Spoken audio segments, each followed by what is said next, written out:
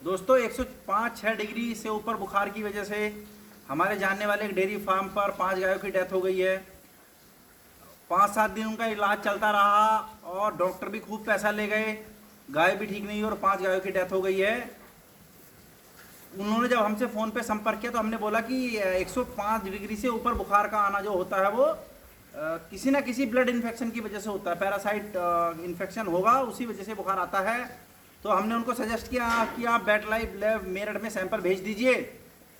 तो हम तो यही प्रक्रिया आजमाते, किसी गाय को अगर बुखार आता था तो हम उसको पहले सैंपल कराते थे, उसके बाद उसका प्रोटोजोआ को वेरीफाई करते थे किस लेवल का इन्फेक्शन है, कौन सा है, तो उस हिसाब से हम ट्रीटमेंट करते हैं। तो हमारे यहाँ कोई कैजुअलिटी आज तक नहीं हुई है इस केस में।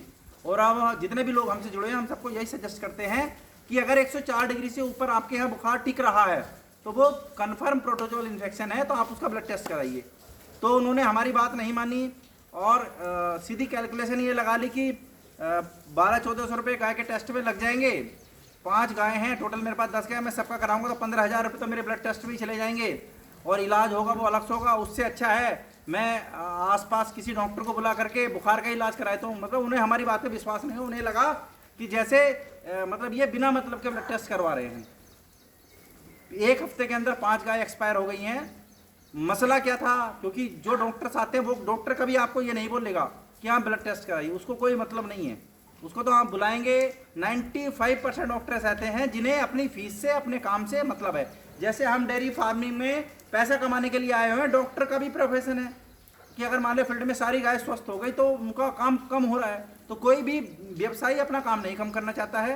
तो डॉक्टर्स आते रहे, वो बुलाते रहे, कोई ड्रिप लगाता रहा, बोतल लगाता रहा, डॉक्टर बदलते रहे, धीरे धीरे क्या हुआ, 5 गाय एक्सपायर हो गई। हम पे फ़ोन आया कि हमारी 5 गाय खत्म हो गई पिछले हफ्ते। मैं कहा इसका कारण क्या हुआ, मैं कहा वजह क्या रही, आपने ब्लड टेस्ट कराया? उन्होंने हमें ये नहीं बताया था कि हमने ब्लड टेस्ट नहीं कराया। मैंने ब्लड रिपोर्ट में क्या आया था, रिपोर्ट भेजो फिर हम देख लेते हैं।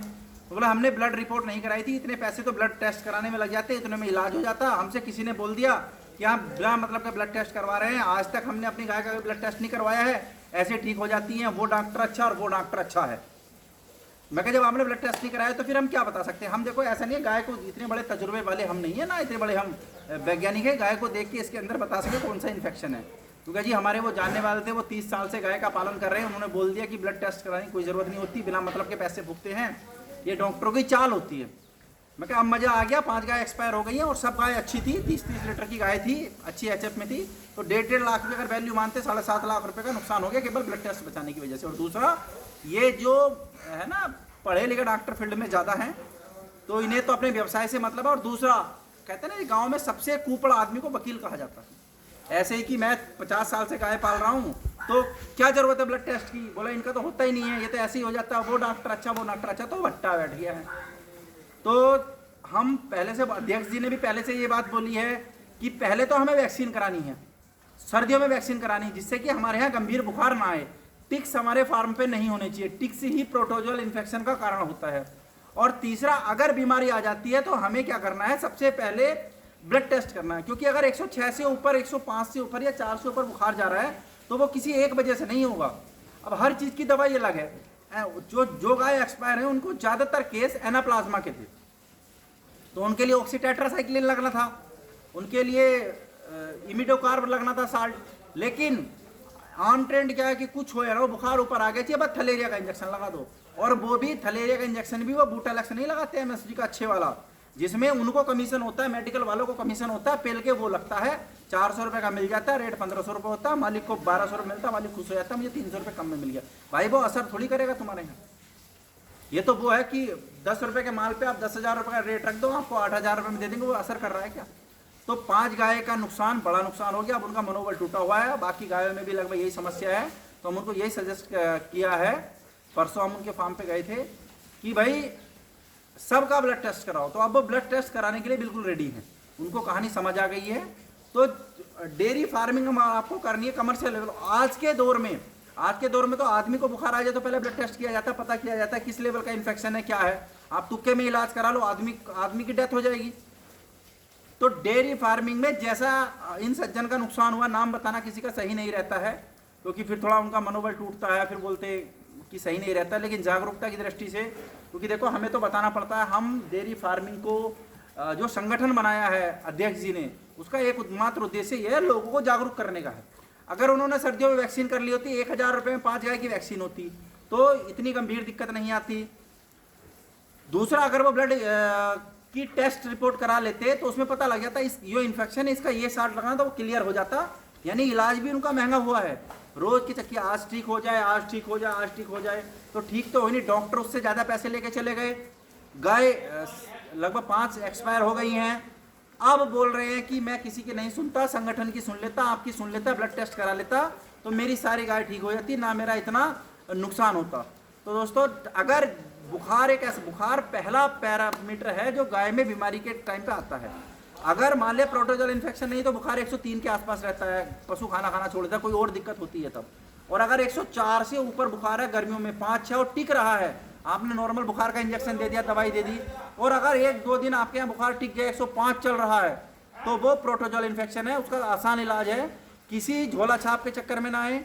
किसी पुश्तैनी कहते हैं ना, 50 साल से डेयरी फार्म का काम कर रहा हूँ और आज तक उससे 2 गाय ढंग की पली नहीं है, ऐसे लोगों के संपर्क में भी ना आए। ब्लड टेस्ट कराएं। ब्लड टेस्ट कराने के लिए हर क्षेत्र में एक बैट लैब है। जैसे हम जो काम करते हैं, पहले हमारे लोकल में भी लैब थी, लेकिन उसके रिजल्ट उतने अच्छे हमें नहीं लगे, तो बैट लाइफ लैब मेरठ में हम ब्लड टेस्ट कराते हैं।